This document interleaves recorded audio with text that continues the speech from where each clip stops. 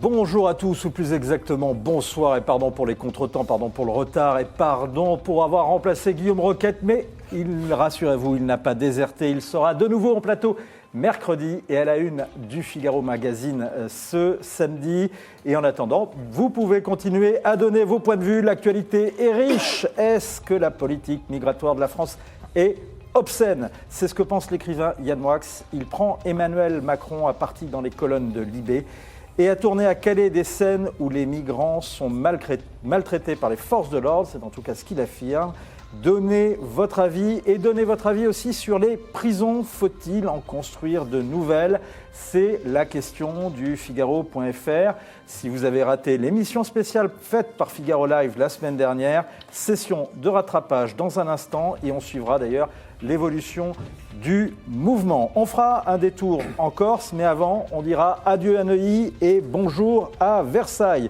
Édouard Philippe renonce à l'Expo universelle pendant que Macron drague, loin des caméras, les patrons des multinationales étrangères en escale à Versailles avant d'aller à Davos. Est-ce la bonne solution? Est-ce la bonne façon de faire? On vous pose la question et on la posera à nos invités. On fera un détour donc en Corse. Les nouveaux dirigeants de l'île de Beauté ont rendez-vous à Paris aujourd'hui. Plein de revendications à faire valoir. Du transfèrement d'Yvan Colonna à la co-officialité de la langue corse. Alors l'État doit-il faire un geste ou rester ferme? Eh bien, c'est l'un des débats qu'on lancera avec Anne Fulda, avec nous. Bonjour. Bonjour. Auteur de l'indispensable Emmanuel Macron, un jeune homme si parfait. Si vous ne l'avez pas lu, c'est le moment de sortir en faire. Poche. Et il vient de sortir, notamment parce qu'il vient de sortir en poche, et on aimerait bien avoir des chiffres, on aimerait bien atteindre les mêmes chiffres de vente que Anne Fulda quand on écrit un livre, c'est dire si le livre est bien. Christophe Devoogd, spécialiste de rhétorique, et en particulier de rhétorique politique à Sciences Po, auteur notamment de Réformer, quel discours pour convaincre? C'est à la Fondapol, et vous êtes contributeur à l'ouvrage supervisé par Dominique Régnier, Où va la démocratie, qui est chez Plomb. Alexandre Devecchio, journaliste à Figaro Vox, à côté de vous, le site de débat et d'opinion du Figaro.fr, et auteur d'un livre à lire, si vous ne l'avez pas vu, lu Les nouveaux enfants du siècle. C'est aux éditions du Cerf. Et Frédéric Dabi, qui est avec nous également ce soir, directeur général adjoint de l'IFOP et scrutateur averti de l'opinion. On dit bonjour également à Claude, Charline, Flo, Gisèle et Carlos. Vous nous rejoignez, vous nous donnez votre avis, vous donnez votre opinion et surtout vous répondez à notre question Twitter.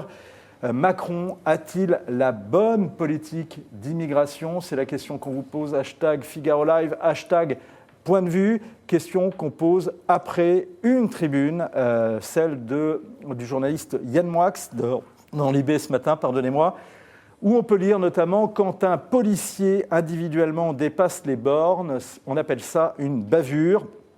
Quand des brigades entières groupées dépassent les bornes, on appelle cela un protocole. Vous avez installé, dit-il à Emmanuel Macron, un protocole de la bavure. Anne Fulda, je commence par vous. Est-ce que vous êtes sensible à ce qu'écrit Yann Moix? Il faut lire, ne serait-ce que parce que c'est intéressant, parce que Yann Moix, là, ça s'en est donné à cœur joie avec des formules à l'envi. Alors, il épingle Macron, Bonaparte, qui se prend qui en fait n'est que Tartuffe ou Pinocchio. Tartuffe, la palisse. Pinocchio, la palisse aussi, j'ai oublié. Il se prend un petit peu, on a l'impression, je sais pas, il veut prendre la place de Mélenchon, de Corbière. Il est dans l'outrance, néanmoins certaines formules font mouche, quoi. Après, qu'est-ce que ça va apporter il s'écoute un peu écrire néanmoins, un peu se révolter. Oui, mais cela dit, c'est vrai qu'il met le point sur certains agissements qu'Emmanuel Macron lui-même a reconnus lorsqu'il est venu à Calais, puisqu'il a, tout en rendant hommage à la police, il a dit qu'il faudrait qu'il y ait des contrôles, puisqu'il y avait eu il n'a pas utilisé le mot débordement, mais qu'il y avait eu des excès, des actes répréhensibles. Donc, étonnamment, en fait, sa tribune arrive presque un peu tard, parce que, c'est un drôle de moment, parce que à Calais, même si, évidemment, Emmanuel Macron n'a pas dévoilé la teneur du projet de loi, il a donné une ligne directrice, mais on n'a pas vraiment le fond. Donc là, c'est un peu entre les deux, quoi. Il faudrait qu'il attende peut-être le projet de loi pour se prononcer vraiment. Christophe De Vogue, vous êtes du côté d'Yann Moix ou d'Emmanuel Macron? La question est piège et justement elle est intéressante parce que d'abord Yann Moix, il se trouve qu'il était mon étudiant à Sciences Po, donc je connais. Ça vous a étonné cette tribune? Pas vraiment, parce qu'on sait qu'il n'est pas dans la mesure et la modération, notamment à une certaine émission de télévision.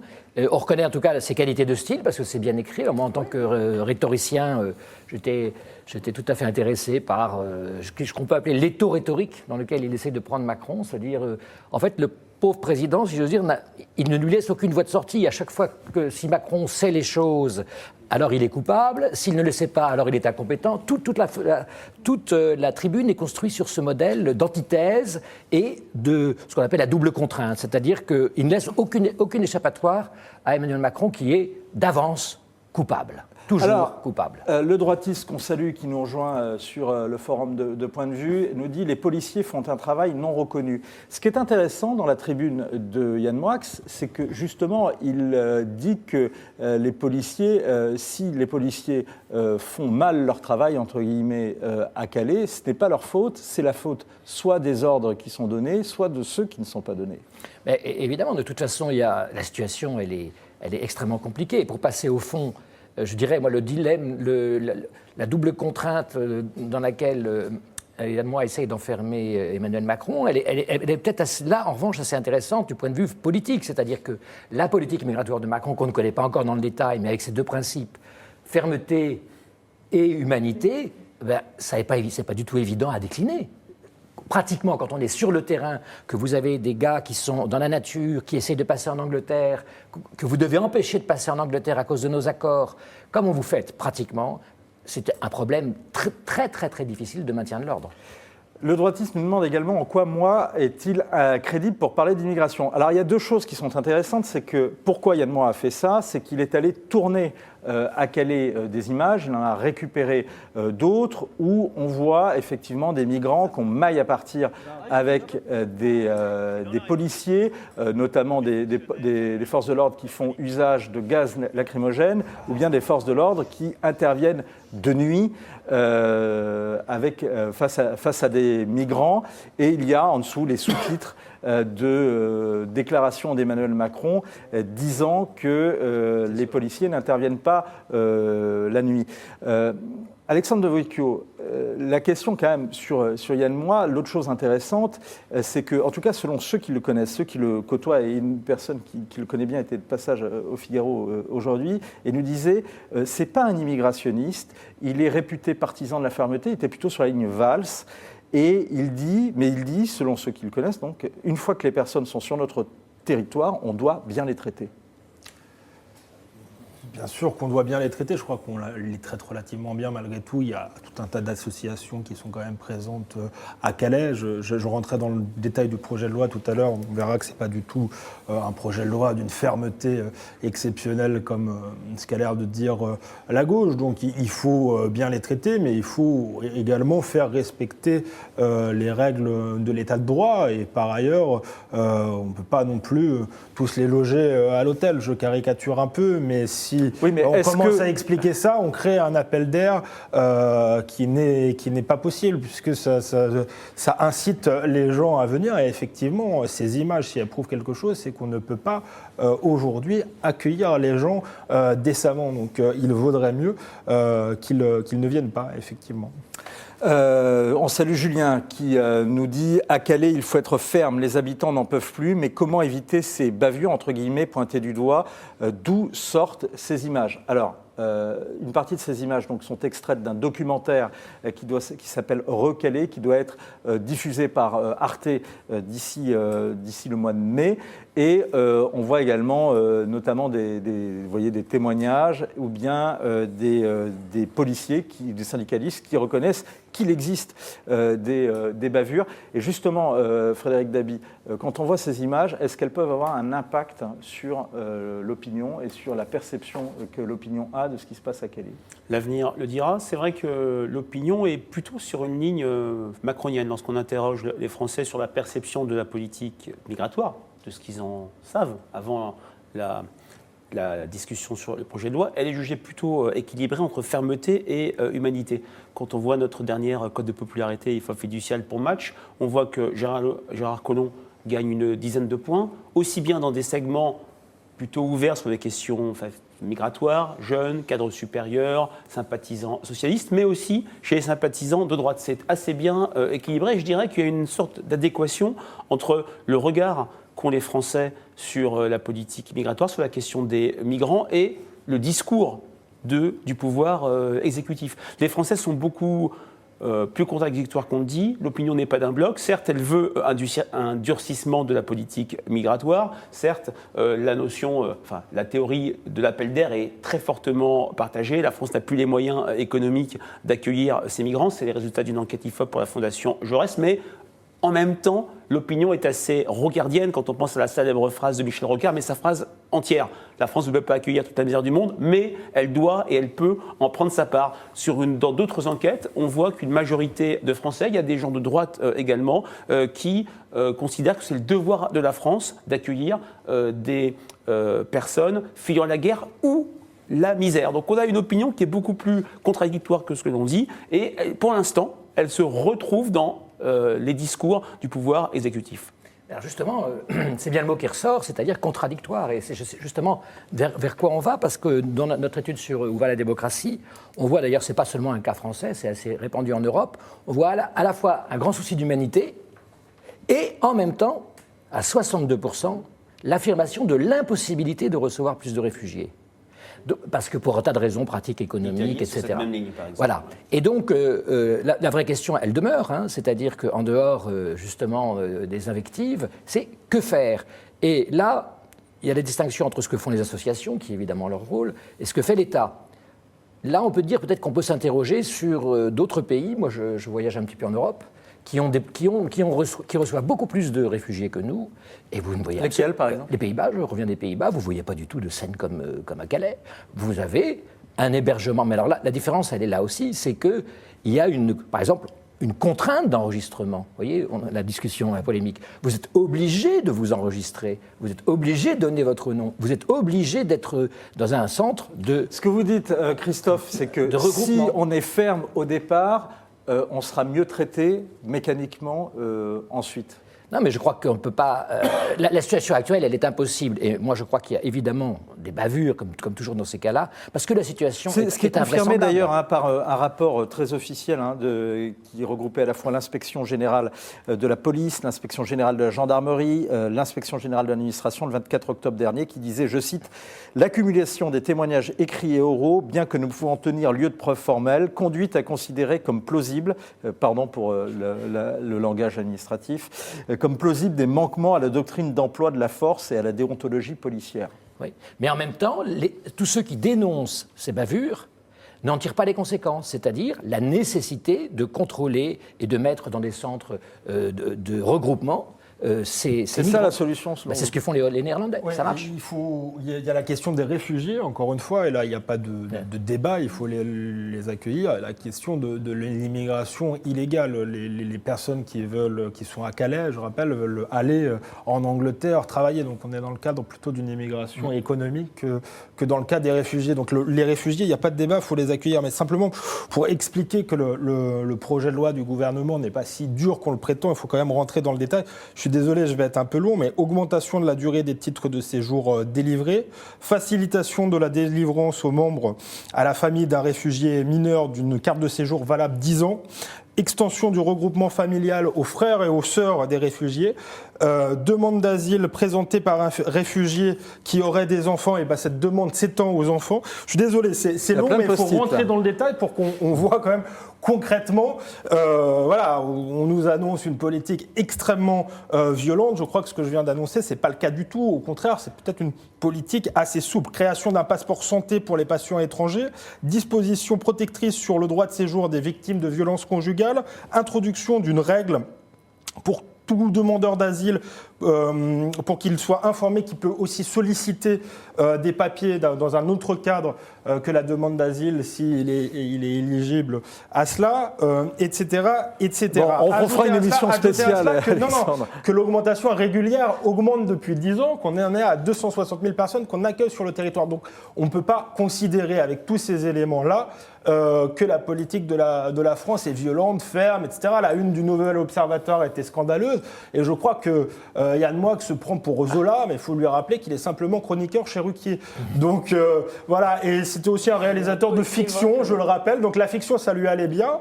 Ça permet de là, apparemment, c'est pas une fiction. Ces fantasmes. Là, c'est pas une fiction, Alexandre. Oui, mais les images peuvent être montées. Il y a aussi un point de vue. On instruit à charge et à décharge. Je suis pas sûr que Yann Moix est instruit à décharge. Là, il est dans un pamphlet qui me paraît extrêmement excessif par rapport à tout ce que fait la France pour accueillir les gens. Et ici, on est sur point de vue, justement, il y a Flo qui nous dit « La politique de Macron vis-à-vis de Calais est démagogique dans le sens où la majorité des Français ne veulent pas de migrants. Quant à Yann Moix, c'est un gros coup de pub. » Anne ? Oui, c'est sûr qu'il a joué un peu au Zola, comme vient de dire Alexandre. Bon, néanmoins, il y a quand même eu des excès et des débordements. Peut-être que ça a été. On n'a pas vu le film encore déjà. Peut-être que d'ailleurs il a écrit cet article, cette tribune, de peur que son reportage ne soit bloqué. D'ailleurs, il faut pas exclure cette possibilité. Mais, pourquoi vous pensez... Parce qu'au cas où il déplairait trop au pouvoir, ça peut arriver. Vous voulez dire qu'il y aurait une crainte de censure ? Non, enfin, j'en sais rien, peut-être. J'en sais rien. C'est une hypothèse que j'émets. Je n'ai pas eu les confidences de Yann Moix ni du diffuseur. J'en sais absolument rien. Bon, néanmoins, c'est vrai qu'on a l'impression, c'est vrai qu'il est quand même écrivain. Je rappellerai. Il n'est pas que le chroniqueur. C'est un bon romancier, c'est un bon réalisateur de fiction. C'est vrai que là, il est allé un peu haut dans l'indignation. Peut-être que c'était pour concurrencer Christine Angot, qui elle aussi s'était fait remarquer en s'opposant de façon très violente à François Fillon pendant la campagne présidentielle. Frédéric, je reviens à ce que dit Flo. La politique de Macron vis-à-vis de Calais est démagogique dans le sens où la majorité des Français ne veulent pas de migrants. C'est ce qu'on observe dans les sondages ? Oui, c'est vrai que dans les enquêtes, lorsqu'on parle des migrants en tant que tels, on a eu à peine 40% des Français qui sont favorables à l'accueil. Donc on est sur une opinion majoritairement contre, mais on n'est pas sur une opinion unanime. On est sur un sujet sur lequel le clivage gauche-droite est extrêmement prononcé, plus de 30 points d'écart entre sympathisants de gauche et sympathisants de droite sur la question de l'accueil des migrants. Ce qui est intéressant, c'est les sympathisants d'En Marche, qui sont maintenant la plus grande famille politique, puisque presque 25%, quand maintenant dans le monde d'aujourd'hui, les sympathisants socialistes comme les sympathisants des Républicains sont autour de 10%. Les temps ont quand même bien changé. Les sympathisants d'En Marche sont plutôt... Alors, ils sont de quel côté ? Ils sont plutôt, je dirais, au niveau de l'ensemble des Français, mais ils vont un peu plus que la moyenne sur la question de l'accueil. C'est-à-dire que des unes comme celle du Nouvel Obs, des propos comme ceux de Yann Moix, ça ne va pas changer les choses. Mais il ne faut pas oublier que la base électorale d'Emmanuel Macron, à l'origine, c'est une base de gauche. Ce sont ces 50% d'électeurs Hollande. Donc ça peut avoir un impact sur l'opinion, ça peut avoir un impact, en particulier sur cette opinion sur sa base qui pour l'instant majoritaire. Tient parce qu'elle a le sentiment que la politique est plutôt équilibrée. Vous pensez que peut-être des frondeurs potentiels. Pour l'instant, on pose la question régulièrement sur ce plateau. C'est vrai que pour l'instant, on n'a pas eu. Mais c'est vrai qu'on a bien vu qu'il y a certains élus d'En Marche qui ont été effectivement gênés par ce discours, et effectivement ceux qui viennent de gauche. Donc pour l'instant, on ne les entend pas trop. Est-ce que Macron a-t-il la bonne politique d'immigration ? C'est la question qu'on vous posait sur Twitter. Eh bien, pour l'instant, vous êtes une majorité à répondre non à 55%. Il y a une autre question qui est posée aujourd'hui sur lefigaro.fr et qu'on a déjà posée d'ailleurs sur Twitter, c'est faut-il construire plus de prisons ? On attend toujours le résultat de la réunion entre les syndicats et la ministre de la Justice, Nicole Belloubet. 3 revendications sont posées par les syndicats: poste, salaire, statut, augmentation de poste, augmentation de salaire, amélioration de statut. Alors, Frédéric Dabi, est-ce que les Français sont d'accord pour satisfaire ces 3 revendications? Ou autrement dit, comme disait un internaute du Figaro la semaine dernière, est-ce que les Français sont prêts à payer plus d'impôts pour améliorer le sort des gardiens de prison et des détenus? C'est vrai que c'est un tout. L'opinion soutient massivement le mouvement des gardiens, mais il faut le dire, le niveau d'intérêt des Français pour la question carcérale, pour la question des prisons est très faible.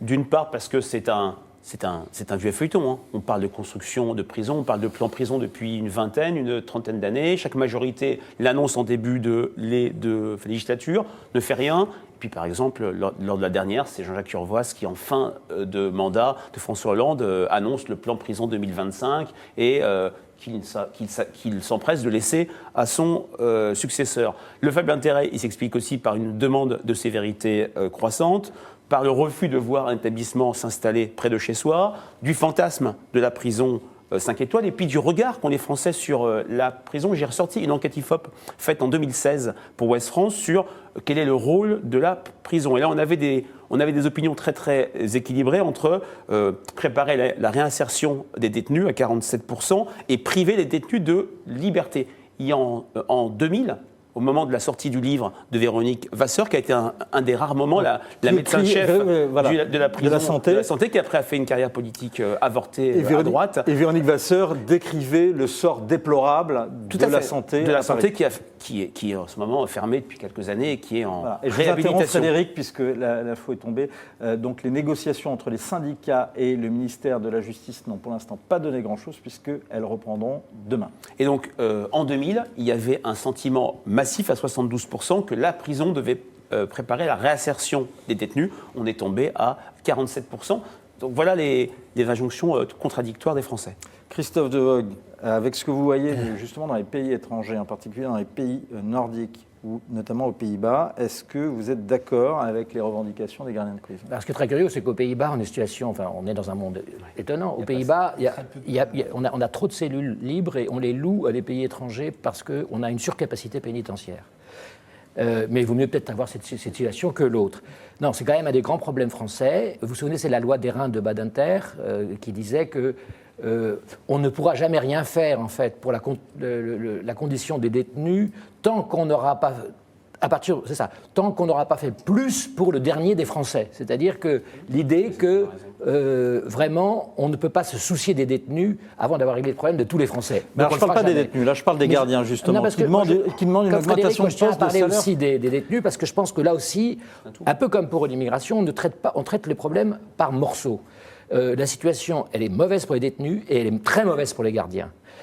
Donc, si on arrange un petit peu la situation de tout le monde, je crois que ça ira un petit peu mieux. Et si notamment on crée ces fameux quartiers particuliers pour les détenus, comme on dit radicalisés, expression qui m'étonne toujours un peu.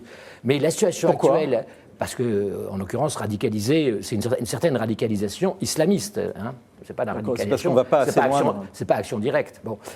Donc, on est à 120... Pour les plus jeunes, Action Directe était un groupe terroriste d'extrême gauche qui a commis énormément d'attentats en France dans les années 70-80. Oh, même au-delà. 120%, on est à 120% de taux d'occupation. Dans certaines prisons, on est à 180%.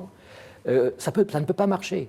Et tous les efforts, là, on a eu des positions quand même, il faut bien dire, idéologiques, c'est-à-dire qui ont été à la fois négatives pour les détenus comme pour les gardiens, en refusant la construction de prisons. Ce qu'on a fait, les constructions de prisons dans les autres pays ont été beaucoup plus importantes pendant les 20 dernières années. Et donc il fallait construire plus de prisons. Évidemment. C'est une politique stérile de plus de 30 ans, il faut plus de prisons. C'est ce que dit Christa justement sur l'un des forums du Figaro. Alexandre, vous êtes d'accord avec les revendications des gardiens? Oui, je suis d'accord avec les revendications des gardiens. L'amélioration des conditions pour les détenus aussi. Il faut construire plus de prisons, c'est une évidence. En Angleterre, je crois qu'il y a 100 000 places de prison contre 60 000 en France. Je vous dis ça de mémoire. La population de l'Angleterre est comparable à la population de la France. Donc là, il y a un décalage qui est problématique.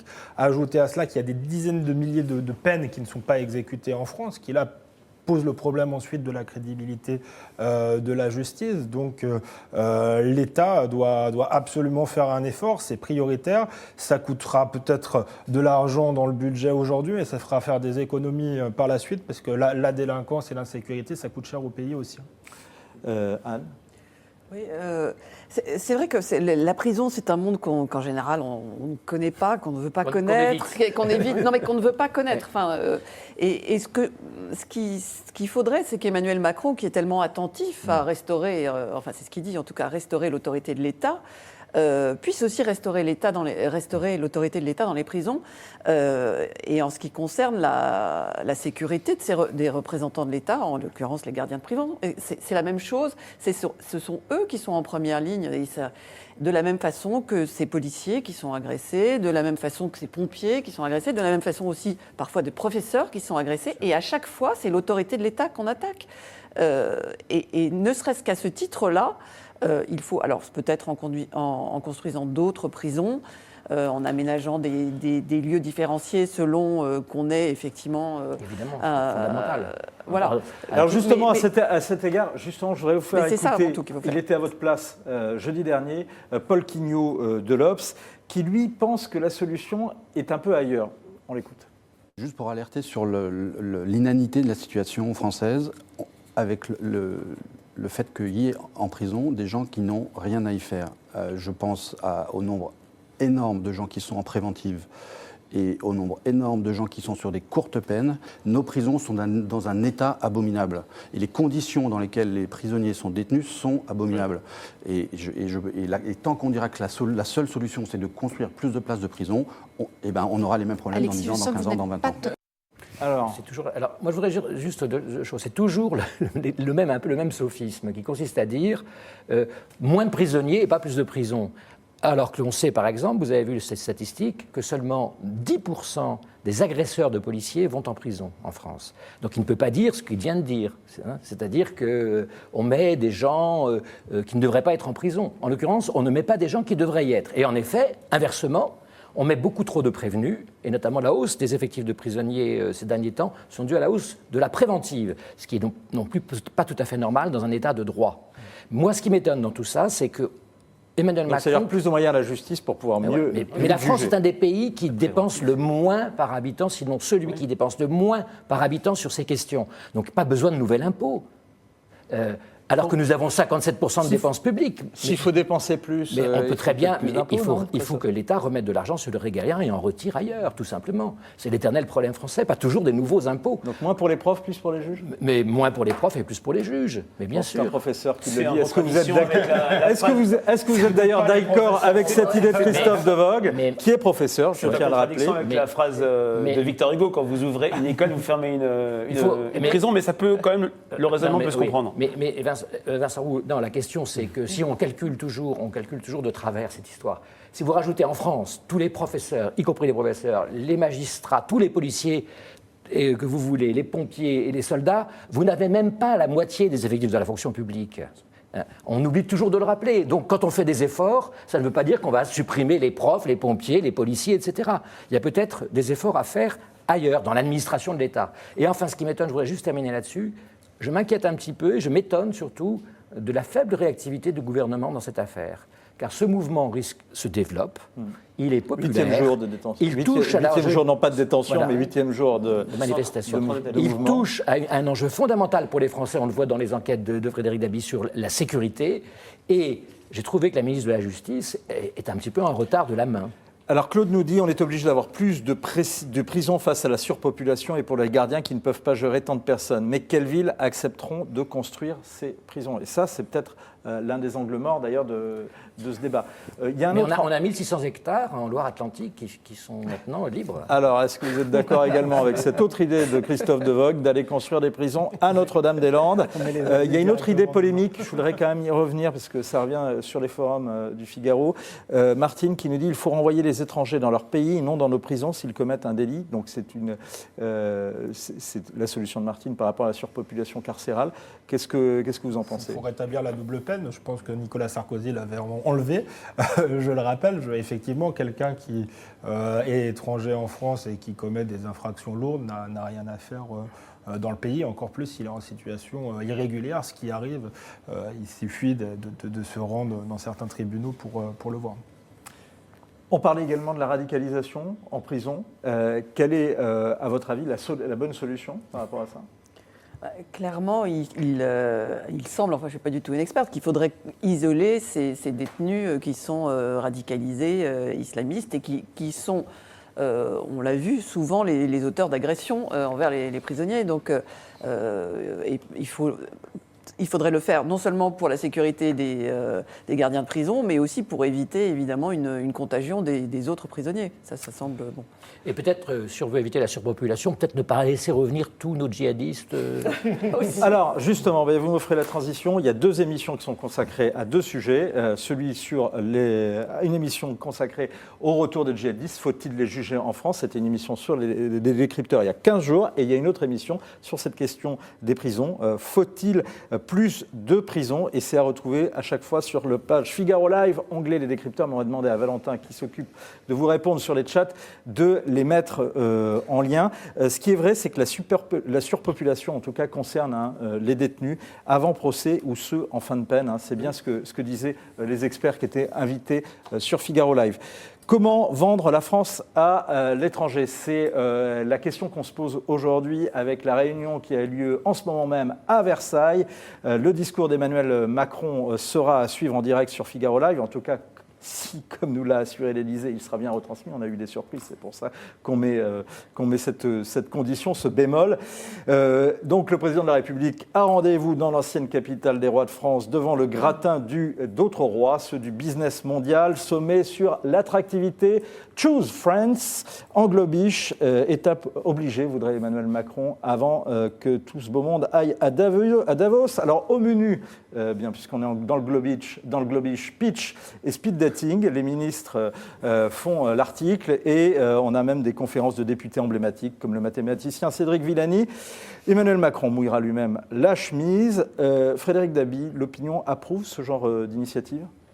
Clairement oui. Alors c'est pas ça qui fait changer les choses. D'une manière générale, les Français, que ce soit pour Jacques Chirac, François Hollande et Nicolas Sarkozy, ont considéré que les présidents faisaient le job sur la défense des intérêts économiques de la France à l'étranger. C'est pas là, c'est sur la scène intérieure que se jouait l'évaluation, pour le moins sévère, des prédécesseurs d'Emmanuel Macron. C'est vrai également qu'il y a aussi cet indicateur catastrophique du commerce extérieur français. Ça, les Français le savent et voilà, je crois qu'il a été excédentaire que quelques mois au début des années 2000, je passe sous votre contrôle, et c'est le signe de cette France qui n'arrive pas à se vendre à l'étranger. Donc le côté grand événement, ça passera, je dirais, au-dessus de la tête de beaucoup de Français, mais ça ne sera pas critiqué.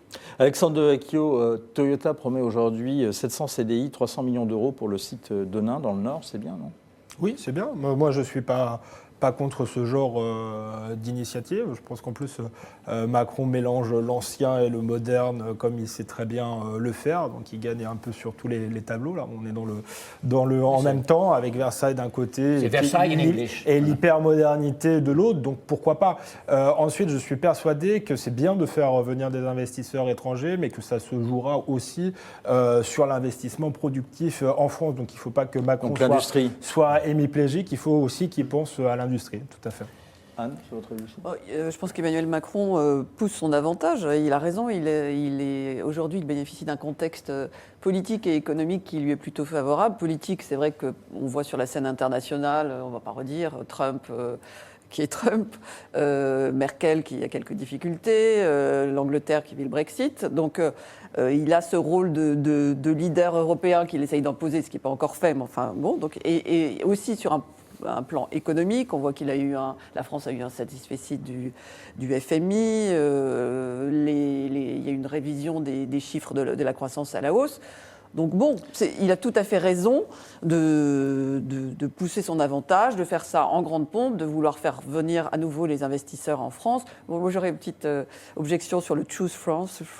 Bon, ouais. Pourquoi Versailles? Pourquoi pas y aller rester parler en français? Mais bon, c'est mon petit côté réactionnaire. Oui, cela dit, il faut quand même bien voir, il est un homme de sa génération, il a même compris que le monde du business, hélas, c'est comme ça, parle anglais, il ne parle que l'anglais, et il s'exprime beaucoup en anglais, il a encore parlé sur la BBC hier.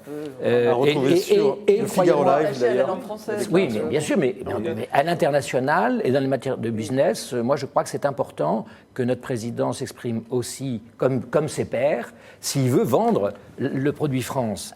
Et seulement, alors, fixe 78 des chefs d'entreprise invités à Versailles, logés en 5 étoiles et nourris en 3 macarons, qui refuseraient, mais pour quel résultat? Exactement. Alors la question, ça c'est un petit peu, mais nous aimons bien ça, y compris l'opinion. On aime bien Versailles, on aime bien le grand événement, puis on a toujours un peu notre vision un peu colbertiste. Notre vision un peu colbertiste, c'est-à-dire le roi va organiser l'investissement en France. Le vrai problème quand vous interrogez les chefs d'entreprise étrangers, et en général l'image de la France, et ça ne s'arrange pas, c'est notre instabilité légale et fiscale. Ils ne vont pas investir en France pour les macarons de Versailles, même si ça les flatte. Et ils vont continuer sur Davos. Et ils vont investir en Suisse, par exemple. L'instabilité légale et fiscale... À moins qu'il y ait un signal, puisque je vois également à la une du Figaro.fr, la réforme des retraites, puisque Macron veut finaliser tous les textes avant l'été 2019, c'est ce qu'il a annoncé tout à l'heure. C'est vrai, mais en même temps, vous avez vu les 8 nouvelles taxes créées depuis qu'il est là. Regardez le journal officiel, je n'ai pas l'impression qu'il diminue de volume.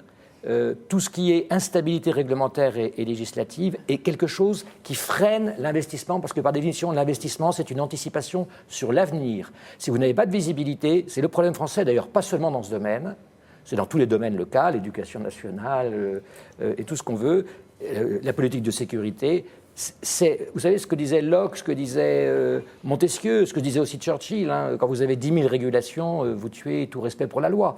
Et il faut... Jacques Chirac qui reprenait cette formule de trop d'impôts tue l'impôt. Ouais, oui, mais... Sauf que là, il s'adresse quand même en priorité à des multinationales qui ont des super avocats et qui trouveront le moyen de payer, je vous fiche mon billet, très peu d'impôts en France. Donc je ne suis pas sûr que ce soit le problème. Et en plus, il a fait la loi travail qui leur permet d'avoir une certaine visibilité en cas de besoin de licenciement, etc. Donc voilà, je relativise puisqu'on sait que ces entreprises-là payent finalement assez peu d'impôts, ont des super comptables, savent délocaliser, enfin pas délocaliser leur... Le précédent Google. Voilà. Oui, enfin, ça devient un petit peu moins facile, heureusement d'ailleurs au niveau européen de faire ça, mais la question c'est quel est l'horizon du macronisme pour une entreprise quand vous faites un investissement, c'est quand même, vous pensez plutôt à 10 ans, hein. Il y a quand même, la France n'est pas un pays de stabilité politique extrême. En tous les cas, pour l'objection, c'est également à lire sur le Figaro.fr, 72% des dirigeants des filiales françaises de groupes américains voient l'avenir de l'économie française de manière très positive, soit c'est au plus haut depuis 18 ans. Absolument. Mais il y a un net mieux. Je dis simplement que ça ne va pas se régler à Versailles aujourd'hui. Je rajoute que le regard sur la France a effectivement changé et il a tout à fait raison d'exploiter ce nouveau contexte. Néanmoins, il ne faut pas qu'il oublie aussi les Français et les problèmes auxquels sont confrontés les Français tous les jours. Donc ça serait bien, il va à Versailles avec les plus grands patrons du monde, c'est très bien. Peut-être qu'il aille aussi un peu faire un tour en prison pour voir comment... peut-être que, excusez-moi, sans aller en prison, est-ce qu'il n'aurait pas dû faire un détour par Neuilly? Pardonnez-moi, est-ce qu'il n'aurait pas dû faire un détour par Neuilly? Parce que c'est l'autre info de ce week-end, c'est la France qui renonce à la candidature pour l'Expo universelle. Et là, je vous propose quand même d'écouter la colère de la promoteur d'un chef d'entreprise. C'est le maire UDI de Neuilly, Jean-Christophe Fromentin. Ce n'est pas la France qui renonce à l'exposition universelle, c'est le Premier ministre qui, tout seul, de manière assez lâche, renonce à l'exposition universelle. Lâche, parce que c'est votre question, vous l'avez appris comment? Je l'ai appris par un tweet du JDD samedi soir, alors que depuis 7 ans, nous sommes des centaines à travailler sur ce grand projet pour la France, en prenant soin, vous voyez, de ne pas faire appel à l'argent public. Il y a beaucoup plus d'égards pour ceux qui menacent et qui cassent à Notre-Dame-des-Landes que pour les dizaines, les centaines de personnes qui, avec moi, avec d'autres, bâtissent ce projet d'Expo universelle. Et est-ce que c'est votre avis? Donnez-nous le vôtre, répondez à la question sur lefigaro.fr ou bien sur la page Facebook du Figaro. Voici en tous les cas le tweet par lequel Jean-Christophe Fromentin a découvert que la France renonçait à l'Expo universelle. Si c'est ça, on peut quand même comprendre qu'il ait eu mauvaise. Frédéric Dabi, quand on regarde la réponse, en tout cas à la question du Figaro.fr, c'est sans appel. Les internautes, eux, ils se rangent du côté d'Édouard Philippe. Est-ce que c'est pareil pour l'opinion? Alors c'était relativement contrasté.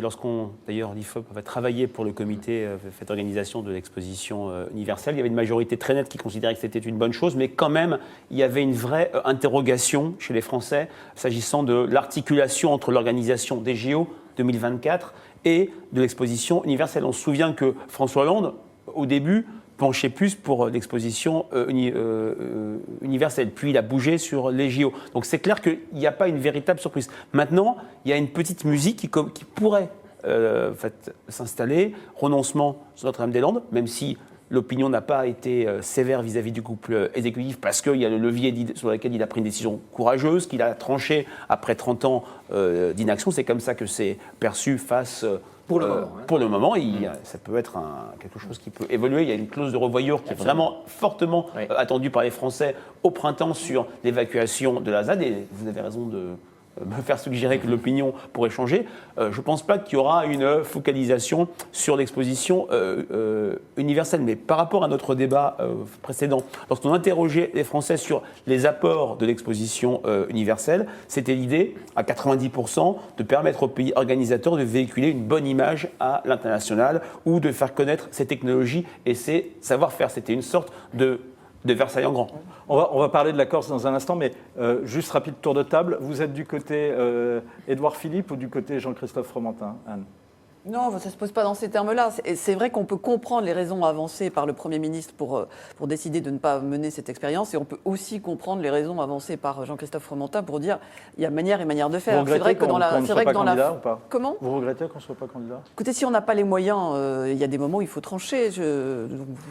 Pourquoi pas? Mais bon, après, c'est une question de forme. Moi, je suis assez colbertiste et j'aime bien quand la France est grande. Je crois que ce genre d'événement, quand il est bien organisé, peut aussi rapporter. Jean-Christophe Fromentin disait que ça ne coûterait pas un sou. En même temps, il y avait les JO. Donc voilà. Vous préférez les JO que l'Expo universelle, Alexandre? Non, je préférais les deux. Moi, je suis un des rares au Figaro à être pour les JO. Donc pourquoi pas les deux? Bon, il y a déjà les JO. Ils ont décidé de supprimer l'Expo universelle. Pourquoi pas le faire dans un tweet? Je comprends après l'énervement de Fromentin. Alors, Annick dit, le Premier ministre a raison, JO 2024, Coupe du Monde de rugby 2023, qui va payer? Alors là, effectivement, il y a des partenariats, il y a l'État, mais ce qui est vrai, c'est qu'en ce qui concerne l'Expo universelle, Jean-Christophe Fromentin, en tous les cas, a longuement expliqué ce matin chez nos confrères de RTL que tout avait été fait pour que ça ne coûte pas d'argent à l'État. Moi, je trouve ça un petit... bon, je n'ai pas de religion là-dessus. Je constate que là, Emmanuel Macron est très politique, en tout cas, en choisissant deux événements qui sont évidemment beaucoup plus porteurs, la Coupe du Monde de rugby. Démagogue? Et non, je dis politique. Ça a évidemment c'est beaucoup plus flatteur dans l'opinion que l'exposition universelle, a priori. Bon. Flatteur dans l'opinion, démagogie, spécialiste de rhétorique politique que vous êtes, Christophe De Vogue. Non, mais écoutez, Emmanuel Macron est un spécialiste de Machiavel. Machiavel recommande ce genre de mesures. Il n'y a pas les Jeux Olympiques pas encore recréés, mais il s'agit en l'occurrence, les Jeux, ça existe depuis longtemps. Il s'agit de plaire au peuple. Bon, donc, en revanche, ce qui me gêne un petit peu, c'est encore sur le message du gouvernement, qui est quand même très marqué sur Startup Nation, qui est sur l'inventivité, la technologie française. Oui, est-ce qu'il n'y a pas j'ai un petit problème, j'ai un petit problème à abandonner un projet qui est complètement macronien d'esprit.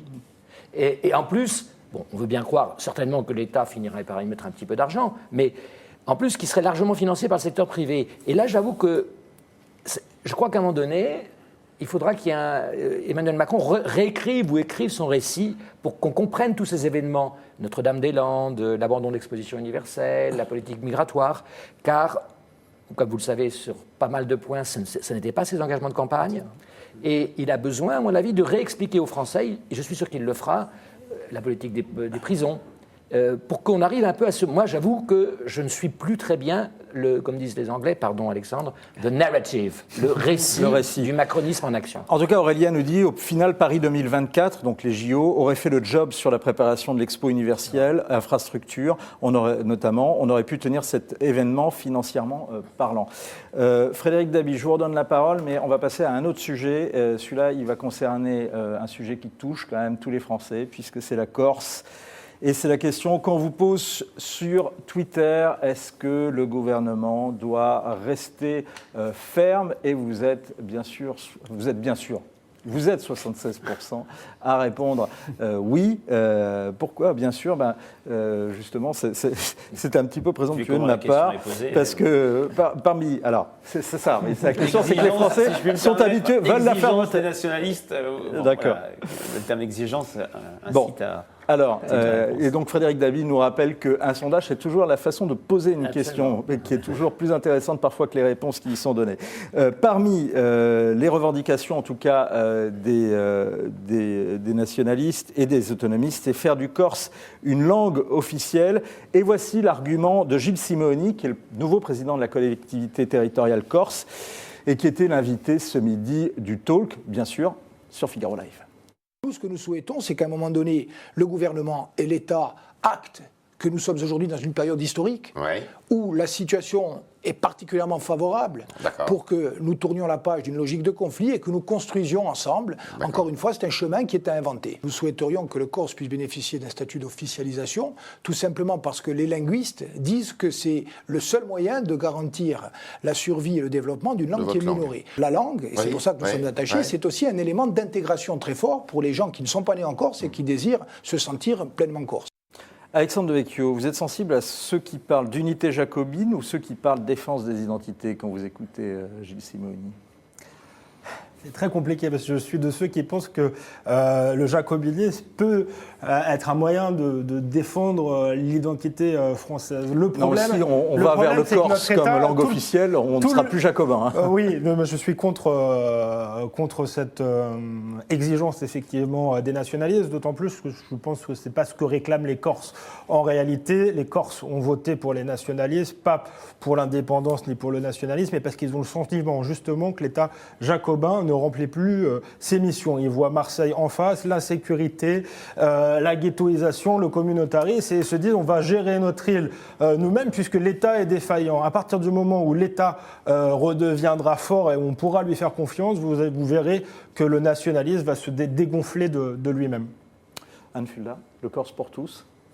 Ouais, moi aussi, c'est pas qu'il y ait une spécificité corse, soit, mais pas qu'elle soit inscrite dans la Constitution et pas à travers la langue. Ça, je suis tout à fait d'accord avec Alexandre. Et puis, je pense qu'il faut rappeler aussi que, bon, là, c'est vrai qu'on a une majorité nationaliste, mais enfin, il faut se souvenir qu'il y avait une abstention quand même assez forte. Donc, est-ce que la majorité des Corses est vraiment désireuse à tout prix d'avoir comme première revendication la Corse, le corse reconnu comme langue officielle à côté du français? Je suis pas sûr que ça soit un grand cri qui vienne comme ça de l'âme des tréfonds des Corses.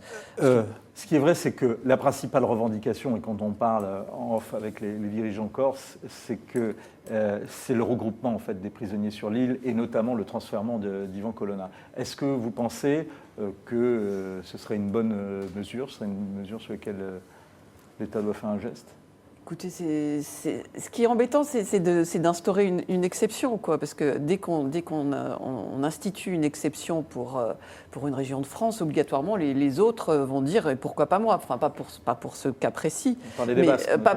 Oui, en l'occurrence. Donc c'est quand même c'est là que ça me pose un problème, oui. Alexandre? Je pense que oui, il faut éviter de mettre le doigt là-dedans.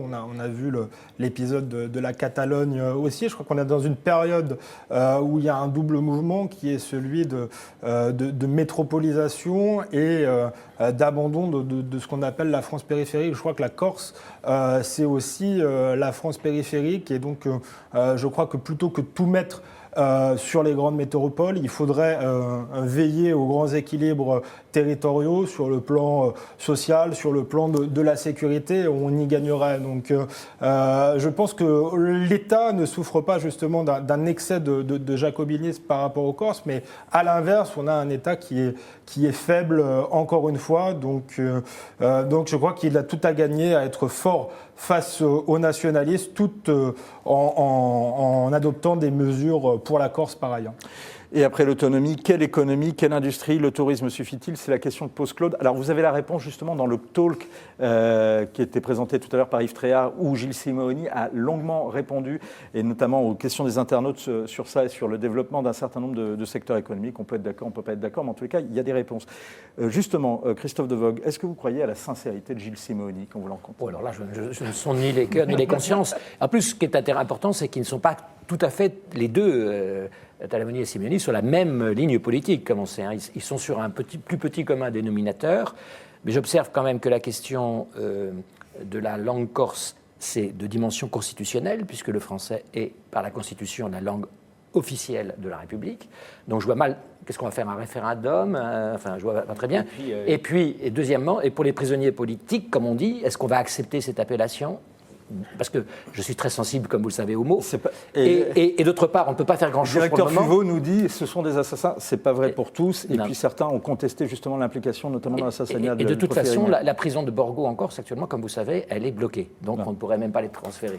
Oui, c'est vrai que la question de la langue, autant la question corse laisse quand même de plus en plus indifférents les Français. Lorsqu'on interroge les Français sur le souhait d'indépendance de la Corse, il est beaucoup plus fort qu'en Corse même, où on est sur une majorité, c'était des données IFOP de 2010 assez anciennes, sur une logique d'autonomie. C'est vrai que quand on interroge les Français sur ce qui fait France, c'est quand même la langue. Et aller vers une co-reconnaissance, une reconnaissance de la Corse, du Corse, au même niveau que le français, pourrait à mon avis troubler l'opinion publique. Anne, nous sommes dans le temps additionnel, mais comme c'est vous, je vous laisse la parole. Non, juste pour rappeler que le 6 février, ce sera les 20 ans de l'assassinat, le 20e anniversaire de l'assassinat du préfet Erignac, et qu'à cette occasion, Emmanuel Macron devra s'exprimer. Donc, effectivement, je pense qu'il devra peser ses mots.